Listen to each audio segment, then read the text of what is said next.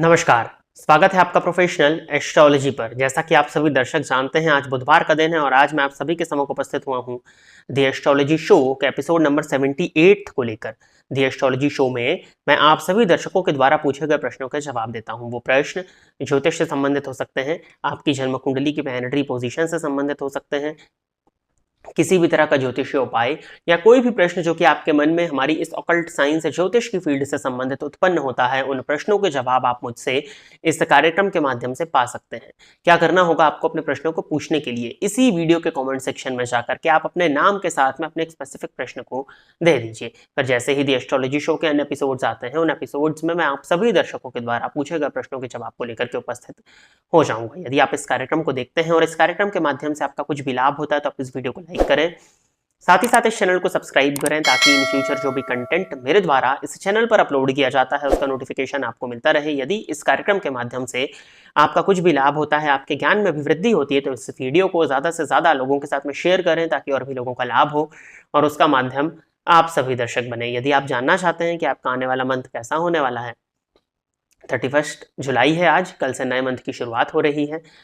साथ ही साथ देवगुरु बृहस्पति का राशि परिवर्तन, आपका वार्षिक राशिफल एवं अन्य ग्रहों का राशि परिवर्तन आपके लग्न एवं आपके राशि के आधार पर क्या प्रभाव लेकर के आ रहा है, क्या लाभ और क्या हानि, इन सभी के विषय में जानकारी हमारे इस चैनल पर अपलोड की जा चुकी है। इस वीडियो के डिस्क्रिप्शन बॉक्स में जाकर के आपको शुरुआत में जो 2 लिंक्स मिलेंगे, उन प्लेलिस्ट को जाकर के अवश्य ही चेक कर लीजिएगा। उन वीडियोस में अंत में उपायों को भी सम्मिलित किया गया है जिनको करने के बाद में आपकी लाइफ में कुछ पॉजिटिव चेंजेस आपको देखने में मिलेंगे। जो नेगेटिव चेंजेस इन ग्रहों के गोचर के प्रभाव के कारण आपके जीवन में आ रहे हैं, उनको हम कुछ हद तक कम करने का प्रयास कर सकते हैं। अब हम बिना विलंब किए आज के इस कार्यक्रम की शुरुआत करते हैं और आज के इस कार्यक्रम का जो पहला प्रश्न है ये रश्मिता जी का है। रश्मिता जी ने लिखा है कि वक्री ग्रह क्या होते हैं, क्यों होते हैं, वक्री ग्रह की जानकारी दीजिए।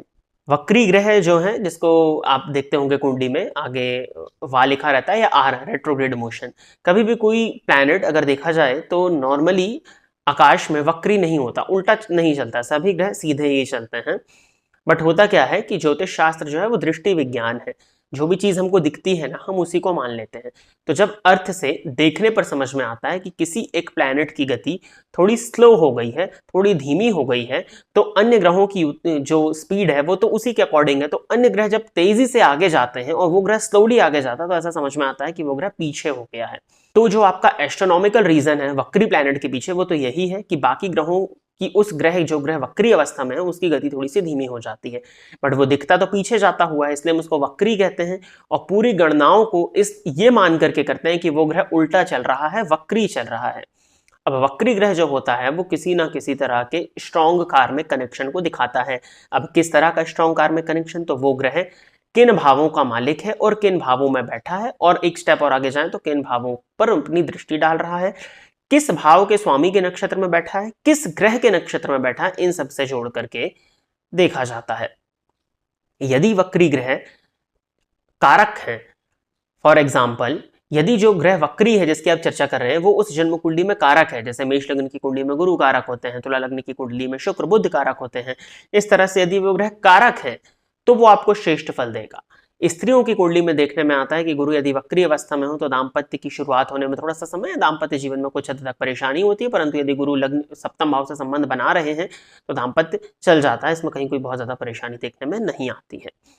और क्यों होते हैं तो वो मैंने आपको बताया। क्या होते हैं वो यही है कि वो रेट्रोग्रेड मोशन उनका काउंट किया जाता है, कार्मिक रिलेशन उस प्लैनेट से शो होता है। दूसरी चीज, एक पॉइंट यहाँ पर और आता है, इस विषय में मैं लंबा तो नहीं करूंगा क्योंकि जो एस्ट्रोलॉजी में पूरे घुसे हुए हैं या जो ज्योतिष को पूरी तरह से सीखना समझना जानते हैं या जो पूरा इस फील्ड के स्टूडेंट हैं उनको ये चीज समझ में आएगी, बहुत नॉर्मल लोगों को ये चीज नहीं समझ में आएगी। किसी भी प्लैनेट के रेट्रोग्रेड मोशन का यदि प्रॉपर विचार करना है तो आपको क्या करना होगा कि आप देख लीजिए आपकी जन्म कुंडली में वो ग्रह वक्री अवस्था में है। अब आप देखिए कि आपके जन्म होने के पहले वो ग्रह किस तारीख को और किस समय पर वक्री हुआ था, उस समय की कुंडली बनाइए। उस समय की कुंडली में वो वक्री प्लैनेट जो कि आपकी जन्म कुंडली में है, नवमांश में किस राशि में बैठा है, उसी राशि में अब उस वक्री प्लैनेट को अपनी जन्म कुंडली में बैठा दीजिए और वहां से अगर आप गणनाएं करते हैं तो आपको उस वक्री ग्रह का और श्रेष्ठ और संपूर्ण रिजल्ट प्रेडिक्शन करने में आसानी हो जाएगी। यदि आप कहेंगे तो इस विषय पर मैं अलग से वीडियो लेकर के आऊंगा, बट इस वीडियो को वही लोग देखना पसंद करेंगे जिनको एस्ट्रोलॉजी में बहुत ज्यादा दिलचस्पी है, जो एस्ट्रोलॉजी में पूरी तरह से घुसे हुए हैं। आगे बढ़ते हैं। अगला प्रश्न जो है ये प्रणव सिंह जी का है। इन्होंने पूछा है बुध यदि अस्त हो तो वाणी में दोष आता है क्या? अभी संडे का प्रोग्राम आपने देखा होगा, बुध की क्या स्थिति थी, वहां बुध अस्त तो नहीं थे बट राहु के साथ में बैठे हुए थे, तो बुध और राहु की युति के चलते भी वो देखिए क्या होता है। उस वीडियो को आप जाकर के पूरा देखिएगा। सेकंड नंबर पर वो शायद सेकंड या थर्ड नंबर पर कुंडली आई थी, मुझे याद नहीं है, बट कुंडली आई थी, उनको स्टेमरिंग की प्रॉब्लम थी, तो चीजें वहां मैंने काफी अच्छे से समझाई, उस कुंडली को बना करके भी आप देख लीजिएगा। बाकी बुध यदि अस्त अवस्था में हो तो जरूरी नहीं है कि बुध के अस्त होने के चलते वाणी में दोष आए। बुध के साथ में बहुत सारी कंडीशंस होती हैं। ज्योतिष शास्त्र तो कहता है कि बुध यदि अस्त अवस्था में है तो उनके फल में वृद्धि हो जाती है, क्योंकि सूर्य और बुध की युति, सूर्य राजा है और बुध राजकुमार है, राजा के साथ जब राजकुमार आता है तो उसका वर्चस्व बढ़ जाता है। अब सूर्य और बुध की युति में यदि बुध अस्त अवस्था में है तो दो ही केसेस में वाणी दोष आने की स्थिति बनती है। क्या है वो? बुध यदि मृत अवस्था में हो, बहुत ज्यादा कमजोर हो, पापक ग्रह शनि इत्यादि की दृष्टि से दृष्ट हो जाए, राहु की दृष्टि से दृष्ट हो जाए तो, मिथुन राशि या कन्या राशि बहुत ज्यादा कुंडली में पीड़ित हो जाए तो, या तीसरा केस है बुध षडबल में अत्यधिक कमजोर हो जाए तो। लेकिन यदि अंशबल इत्यादि से, षडबल इत्यादि से बुध कुंडली में बली है तो बुधादित्य योग होने पर, बुध के अस्त होने पर भी वाणी दोष जैसी स्थिति नहीं होगी। अगर वाणी दोष की स्थिति है तो जो उपाय उस वीडियो में बताएं जाकर के कर लीजिएगा या करा लीजिएगा। आगे बढ़ते हैं। अगला प्रश्न जो है राकेश आहूजा जी का है। इन्होंने पूछा है शुक्र का शनि के नक्षत्र में बैठना मैरिड लाइफ में दिक्कत देता है क्या? देखिए ऐसा नहीं है। शनि के नक्षत्र 3 राशियों में आते हैं, कर्क, वृश्चिक और मीन। पुष्य, अनुराधा और मीन राशि में अगर आप देखें तो देखिए क्या होता है, मीन राशि में जब शुक्र जाते हैं तो वो तो उच्च के हो जाते हैं। शुक्र जल तत्व का प्लैनेट है और 4, 8, 12 ये जल तत्व की राशि है, तो कहीं ना कहीं इनको बल मिलता है, परंतु आध्यात्मिक पॉइंट ऑफ व्यू से इनको बल मिलता है।